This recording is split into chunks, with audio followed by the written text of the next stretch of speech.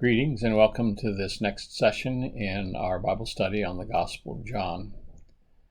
We've spent the last several sessions, quite a few, on the farewell discourse of Jesus, which occupied more than 4 chapters in the whole of the Gospel of John. 13 verse 31 through the end of chapter 17 verse 36 were devoted to the farewell discourse.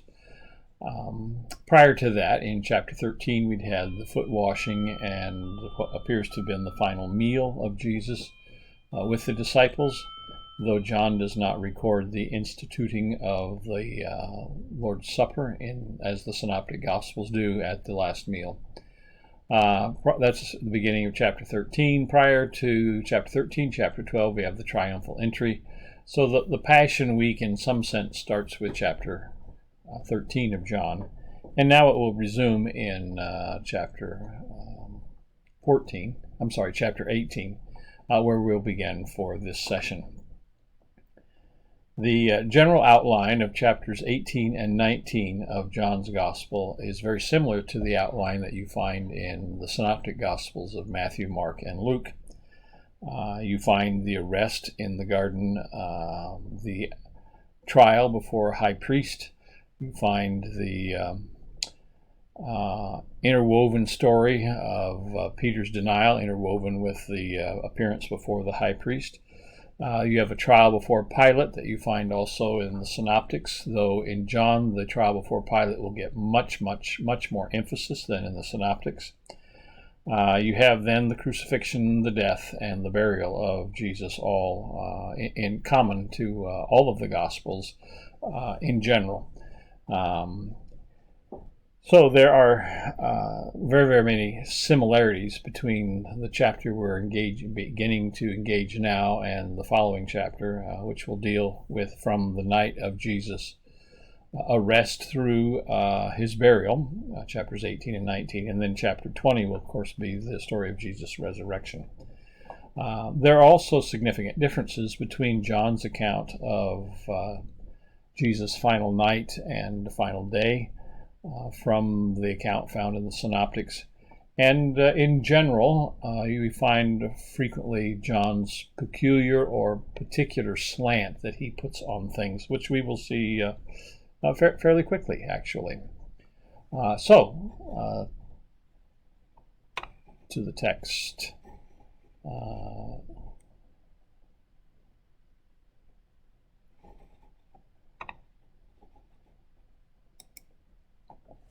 After Jesus had spoken these words, the words of the farewell discourse, he departed or went out with his disciples across the Kidron Valley to a place where there was a garden, which he and his disciples entered.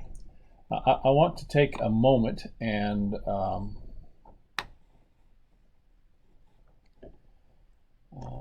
first of all find my cursor and then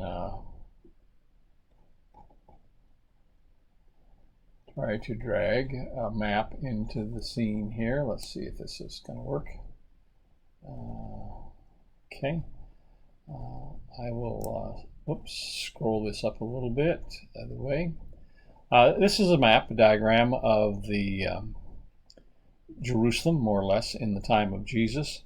Let me change the shape just a little bit, or the size, so you can get a little larger perspective of it. The modern wall you see over here is a later addition found built just before the war with the first Jewish war with the Romans. Second wall appears to be here, which is the wall as it existed in the time of Jesus. As you can see, the prominent feature in Jerusalem at that time is the Temple Mount, with the temple itself right here, Solomon's porticos, Solomon's porticos will be on each side, and various kinds of courtyards and buildings across here. So we believe that Jesus was somewhere in what's called the upper room traditionally for the account that we find for the farewell discourse, though John doesn't give the same detail as Matthew and Mark do. The upper room is generally located over in this area. I don't know if my cursor is coming through on the YouTube or not, but about where the 3 is on Jesus kept overnight is approximately the place in which he would have spent the evening in the upper room. This is also the section somewhere in this area. You'll see down here the gate of the Essenes. It's also the Essene section or the Essene quarter of Jerusalem at that time. And there are several, I want to call indicators of the possibility that the upper room was a room that Jesus had borrowed from a friend who was an Essene. One of those clues was found in Mark's Gospel, in which the disciples are sent to prepare for the room, and they aren't sure how they will know who it is that will lead them to that room, and Jesus instructs them that when they find a man carrying a water jar, presumably a water jar on his head, they're to follow that man. Since there were carrying water jars was the work of women in that culture, that time, we assume that the man carrying a water jar would have been an Essene who, because they didn't marry and thus didn't have wives, and so they had to do woman's work, carrying their own water jars. So, Jesus, it says, comes out of this area here and crosses the Kidron Valley, which you see the Kidron Valley. I'll mention in a little bit more detail later, descriptive of it. And it is a valley that runs between the Mount of Olives over here on the east and the Temple Mount over here to the west of the Kidron Valley. And the Garden of Gethsemane is somewhere just past the low point of the valley as you're starting up the hillside on the Mount of Olives. Note that John does not mention Gethsemane by name, just calls it a garden. The general thought is that Jesus probably would have come either this way, under or around on the top of Caiaphas' house, top meaning the north side of Caiaphas' house. And there are, as I will show you momentarily, steps still dating from the 1st century that follow this path that would have taken him down along this route toward the south end of the Temple Mount and then across the Kidron Valley into Jerusalem.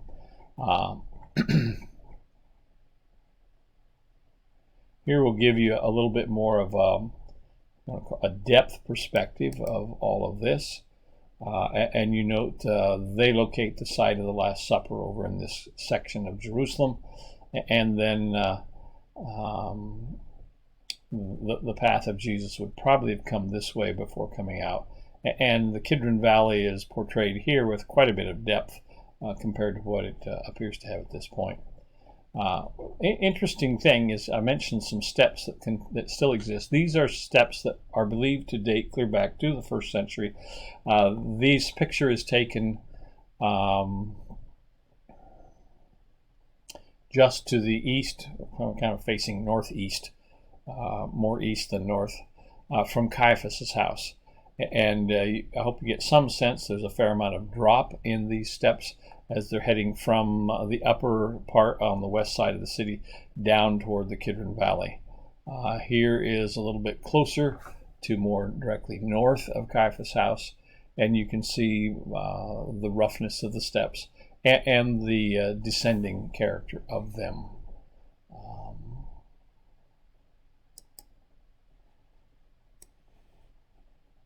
So, Jesus says he has spoken the words of the farewell discourse, and he has crossed the Kidron Valley, perhaps following the steps that we just showed you, and taken his place in the garden. Interestingly, it states that Judas, who betrayed him, also knew the place because Jesus often met there with his disciples.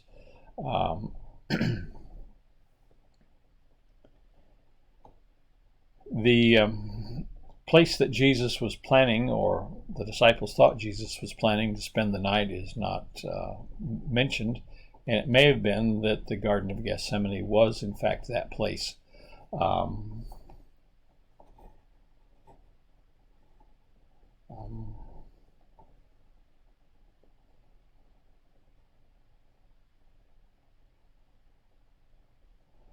Jews of Jesus' time interpreted Deuteronomy 16:7, which I will show you quickly. Deuteronomy 16.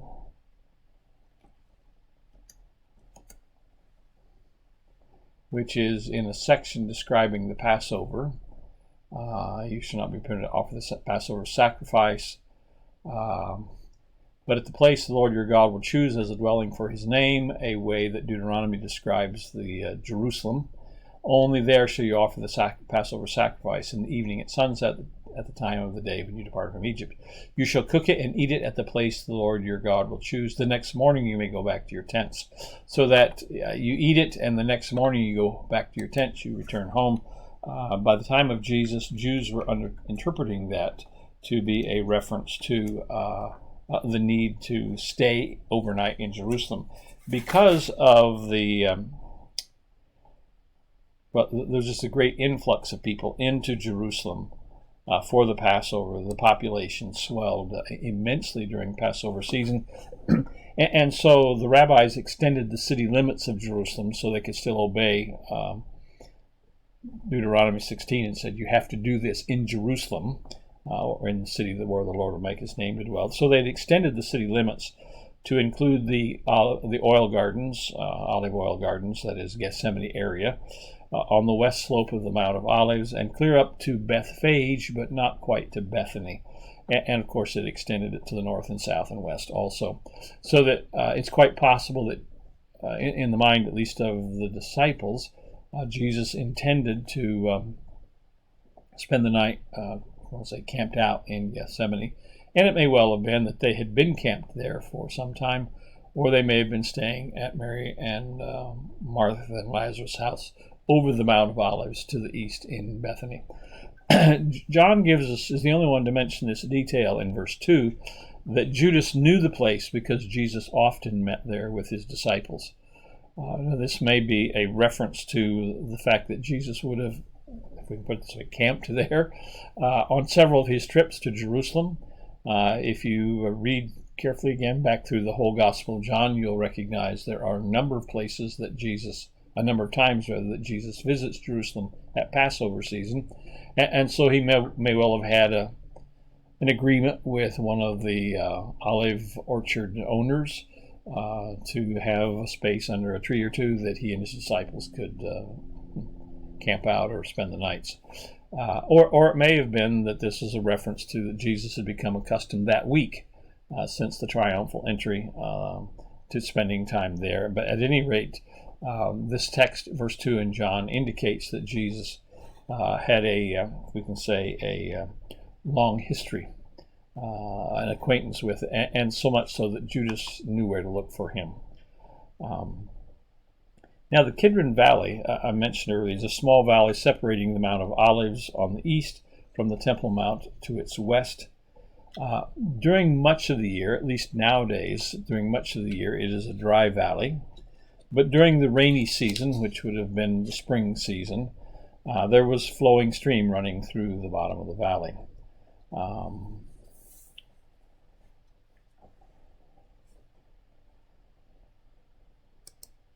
Verse 3, so, it says, Judas brought a detachment of soldiers together with the police from the chief priests and the Pharisees, and they came there with lanterns and torches and weapons.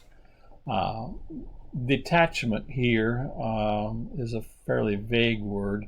The Greek word that's used here for this, translated detachment here, is literally a cohort, which, for example, the New RSV correctly translates Judas having received the Roman cohort and officers from the chief priests, bring them to the garden. Now, a cohort was a detachment of 600 Roman soldiers. Although there are evidences that the term cohort is often used for a smaller, to use the New RSV word, a detachment or a smaller group out of a cohort. It's certainly possible that a full cohort accompanied the temple police from the chief from the Sadducees, but it seems to me, at least, not likely that there were 600 folks crowding into the garden, what we call the Garden of Gethsemane. So it's probably a selection of them, or it's quite possible that the 600 fanned out if, in fact, the sense that the report of Jewish high priests to the Roman leaders were that there is a person who is fomenting rebellion against Rome, who's claiming himself to be a king. You better get down here and get him arrested. That they certainly might have engaged in some kind of surrounding action, and so the garden may well have been surrounded by the 600 soldiers or whatever. Now,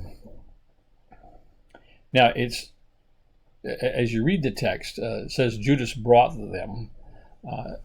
Might be better to translate, well, the translation really is to Judas took them. Judas led them there. Judas is not in any way, I think, likely to be put in charge of them. He's not commanding them. And it's unlikely that the priests or the Pharisees, who are both mentioned here, would have taken command of the operation. Although it's possible that some kind of joint operation between the Roman cohorts, who by the way, would have been in town or in the area because of Passover. Pilate had had enough trouble with the Jews and caused enough trouble for the Jews that generally at Passover season, especially at Passover season, not so much the other great religious festivals, but at Passover season, he made sure that there was a strong Roman military presence in Jerusalem, though their standard base of operation was down at Caesarea by the Sea, and that appears to be where he was stationed most of the time.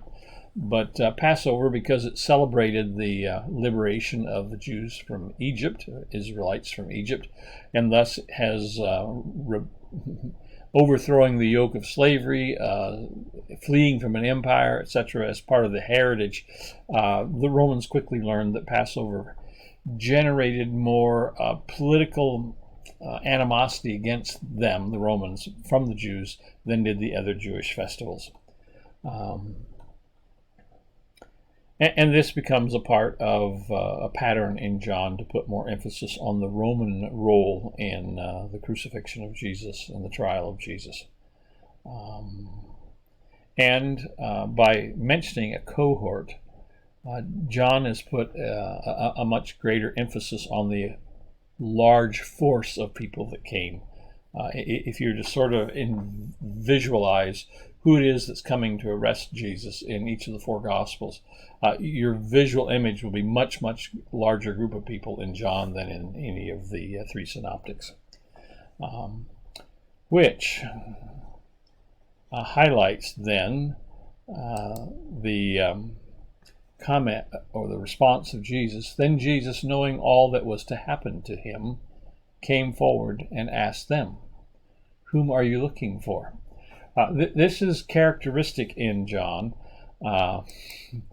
Here's this 600 plus group of folks here to arrest Jesus, at least according to John, it's a 600 plus group. And they sort of are meandering around, and Jesus sees them and Jesus initiates the process that leads to his arrest. And John says it's because he knows all that's to happen to him, so that John understands that there is nothing in the arrest and trial and crucifixion of Jesus. There's nothing there that is happening apart from the plan of God, apart from the plan that Jesus and the Father had, in essence, worked out already before even the coming of Jesus into the world. So Jesus, maybe not knowing all of the details, but having an awareness of where this was all headed, John says, Jesus takes the initiative, steps forward and says, "Whom are you looking for?" Now, it's interesting. It will be if I can ever find my cursor. There we go. Jesus replied, "I am he." Now, some of you will quickly have noted over on the Greek side, ego eimi, I am. So that once again, the reply of Jesus is the divine name from Exodus chapter 3, the I am who I am. Whom are you looking for? I am, Jesus says. And Judas, who betrayed him, was standing with them. But when Jesus said, I am, notice what happens. They 600 plus cohort step back and fall to the ground. Now,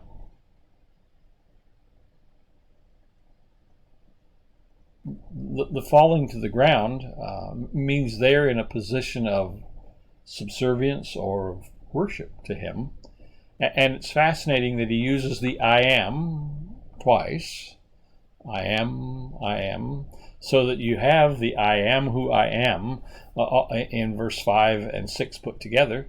And so the divine name associated with Jesus of Nazareth, whom they're looking for, causes them to step back and to fall down.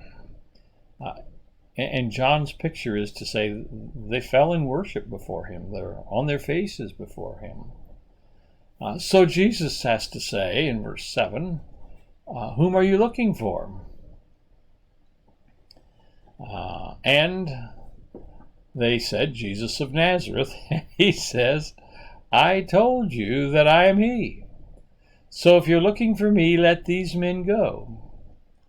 This was to fulfill the word that he had spoken. I did not lose a single one of those whom you gave me.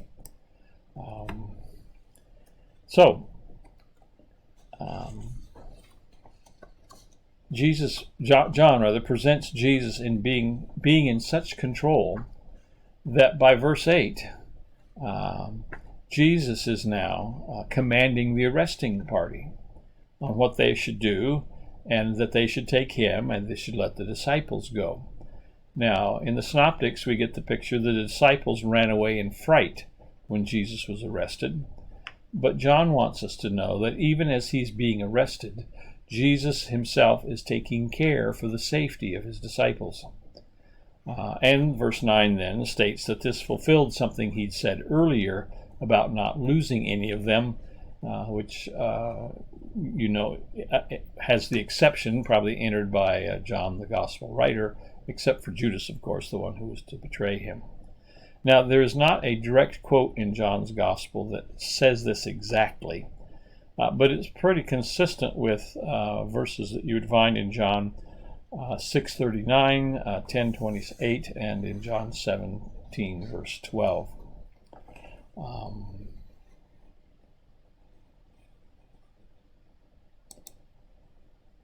Then Simon Peter, who had a sword, drew it, struck the high priest's slave, and cut off his right ear. The slave's name was Malchus. Jesus said to Peter, "Put your sword back into its sheath. Am I not to drink the cup that the Father has given me?" A couple of things to observe in this particular verse. First of all, only John mentions the names of Peter and Malchus in the incident of cutting off the right ear of the high priest's servant. Now, why John thought this was important is to mention those names is not altogether clear. Certainly, there's been a fairly long tradition that associates John with having connections, perhaps business connections through his father Zebedee, with the high priestly family, and so that he would have known Malchus's name, and Peter gets named as, in several instances in terms of a leadership role. But the other account of this is in Luke's Gospel, and Luke treats it as an opportunity to show Jesus as a compassionate healer who puts the guy's ear back on and heals it, and apparently doesn't lose any blood and doesn't suffer any damage from his ear being cut off. John, however, has a different purpose. He uses this event to lead into Jesus rebuking Peter for resorting to weapons instead of submitting to the will of God. If you remember, back in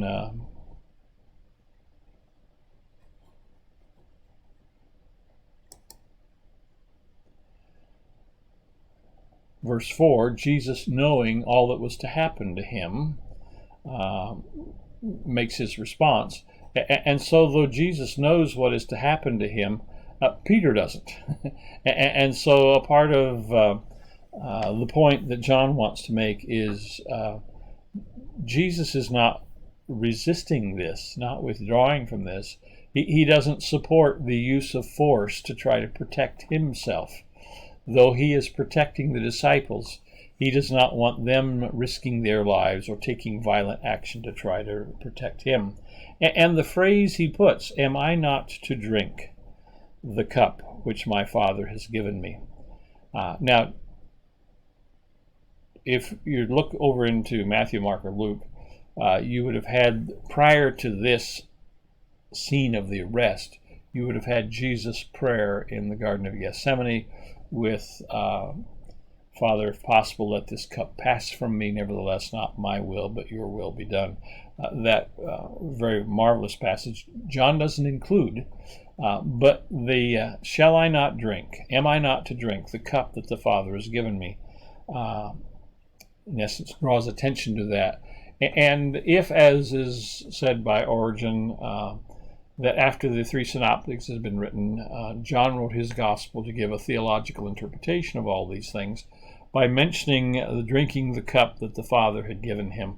That would draw to mind, in early Christians anyway, the story of the synoptics of Jesus in the garden and the struggle whether he would or would not drink the cup. And in John's gospel, of course, there will be no doubt and no struggle. It's just a clear-cut conclusion. Jesus will drink the cup that the Father has given him to drink.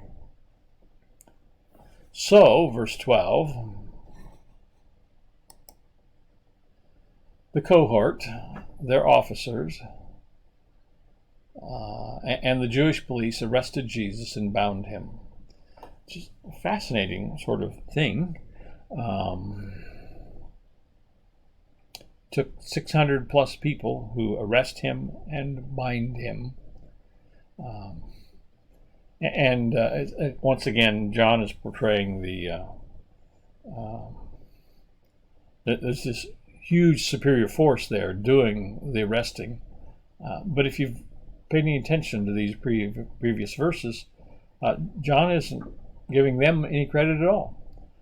It is Jesus submitting, Jesus actually getting them back on their feet and saying, "Here, you let those guys go. Here, you tie me up." It's Jesus in control of this whole arrest scene, which is an emphasis that John wants us to understand about who Jesus was and is. Now, verse 13 goes ahead to say, "First, they took him to Annas, who was the father-in-law of Caiaphas, the high priest that year." Caiaphas was the one who had advised the Jews that it was better to have one person die for the people.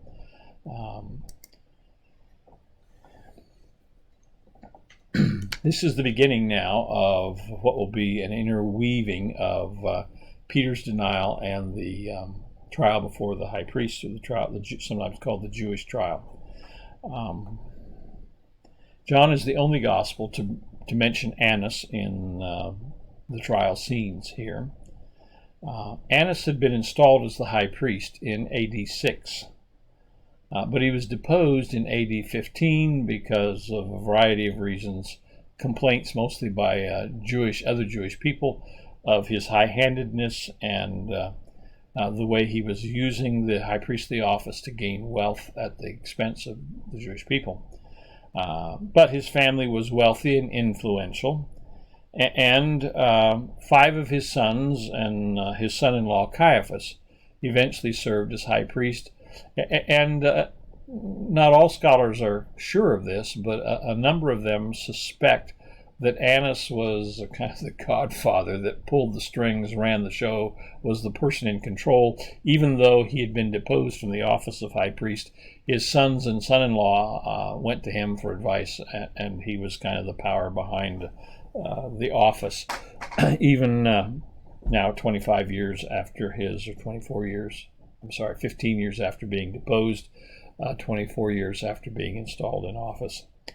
Caiaphas had become the high priest in AD 18 and served until about AD 36 or 37. So Caiaphas is the high priest at the time of Jesus' crucifixion, and it will be Caiaphas that's mentioned in the other Gospels as the high priest before whom Jesus appears. And verse 14 does note that Caiaphas was the one who had said in chapter 11, verse 50 of John's Gospel, that it's better to have one person die for the people than to have the Romans come and destroy the temple and the Sadducee control, Caiaphas' family, Annas' family control over Jerusalem and Judea and the whole Jewish system. And I think we will conclude at this point because the next verse 15 begins the denial of Peter denying Jesus, and we'll pick up with that in our next session. Father, we are grateful to be your people, thankful for the life and obedience of Jesus that took him to death on the cross for us. And as we are now entering into the study of his arrest and his trials and Peter's denial and the trial before Pilate that's coming, all of these things are reminders of us of your great love, of the love for us that Jesus demonstrated, and we give you thanks. And we pray that your blessing, not controlling as in puppet string pulling, but you're guiding and directing and accomplishing, as you did in the life of Jesus through the cross, that you might be guiding and leading and accomplishing in our lives also that which is good and is well-pleasing to you. We ask in Christ's name and for his sake. Amen.